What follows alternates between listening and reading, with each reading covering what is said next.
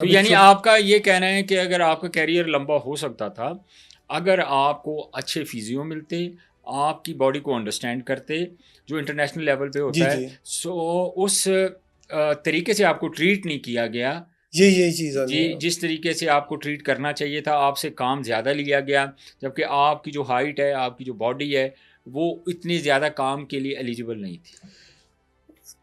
काम जो था उसके लिए मैं था, लेकिन जो पीछे होता था ना भाग दौड़ जो हमारी होती थी, तो जिस तरह ट्रेनिंग रनिंग आप जी, रनिंग एक नॉर्मल हाइट वाला कर रहा है वो भी हुँ, 20 चक्कर लगा रहा है, मैं भी 20 लगा रहा हूँ। हुँ, मेरी लंबी हाइट होने की वजह से अगर 20 चक्करों में अगर वो थक रहा है 45 मिनट में, मैं थकूंगा 25 मिनट में। अच्छा, ठीक है ना, मैं 20 चक्कर पूरे नहीं करूंगा, उसमें मैंने 10 चक्कर लगाने हैं। सही है। ग्राउंड में काम मैंने उससे मैं भी शायद ज़्यादा ही करूँ, हुँ, तो लेकिन बाद जो ट्रेनिंग है दूसरी चीज़ है, उसमें मैंने उसको कम करना है। फिर रेस्ट का एरिया मुझे ज़्यादा चाहिए। एक बंदा नॉर्मल हाइट वाला कर रहा है 30 मिनट रेस्ट, हुँ, मुझे 45 घंटा चाहिए, क्योंकि अच्छा, मेरी बोन्स लंबी है, मैंने थकना भी जल्दी है, हुँ, और उन्होंने रेस्ट का उनको टाइम भी ज़्यादा चाहिए। ग्राउंड ये में चीज़ें मतलब कि ना मैनेज करने में प्रॉब्लम हुई है जो हमारे फिजियो, क्योंकि हमारे एक कल्चर और एक माहौल है इस तरह का होता है कि मतलब सारे इकट्ठे सारा कुछ कर रहे हैं। अगर आप भी 1.5 घंटा फील्डिंग कर रहे हो, तो बाकी भी दूसरा सारी डेढ़ घंटा बाकी करें, सारे हैं, तो बाकी बिल्कुल भी इस सारे तरह का डेढ़ बना हुआ। घंटा करें। लेकिन अभी जो मेरा कहना है कि लंबी हाइट वाले जो भी 6 से ऊपर है ना, उनका रोल डिफाइंड होना चाहिए कि यार आप करोगे 45 मिनट फील्डिंग, आप दूसरी टीम कर रही है 1.5 घंटा का, इसमें फ़र्क कोई नहीं होगा। हुँ, लेकिन ग्राउंड में वो उससे बराबर ही, उससे बल्कि ज़्यादा ही काम करेंगे। आलमी मेयार के फिजियो हमारे पास नहीं थे।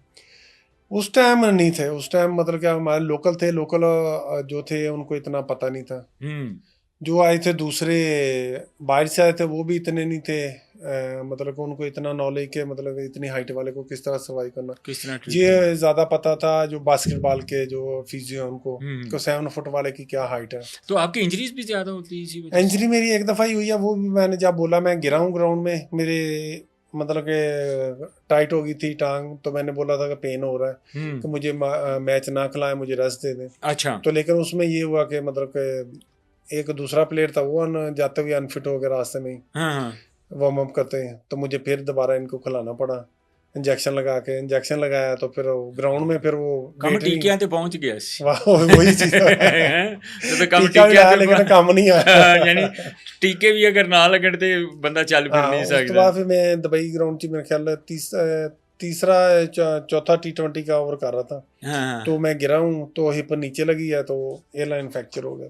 अच्छा। उसके बाद फिर मैं तकरीबन 5-6 महीने मतलब कि अनफिट रहा, रिहैब करता रहा, फिर उसके बाद फिर आहिस्ता-आहिस्ता मुझे चीज़ों का पता चला। इरफान, टीम में आप काफ़ी अरसा रहे हैं, टीम के साथ आपने काफ़ी सफ़र किया है, टीम के साथ आपने काफ़ी वक्त गुजारा है पाकिस्तान क्रिकेट टीम के साथ। अच्छी दोस्ती किस प्लेयर के साथ होती थी? सारे पे तकरीबन जब आप टीम में होते हैं ना, सबके साथ अच्छा शुक्ल-मेला चलता है। ज़्यादा क्योंकि मैं पंजाबी बोलता था ज़्यादा।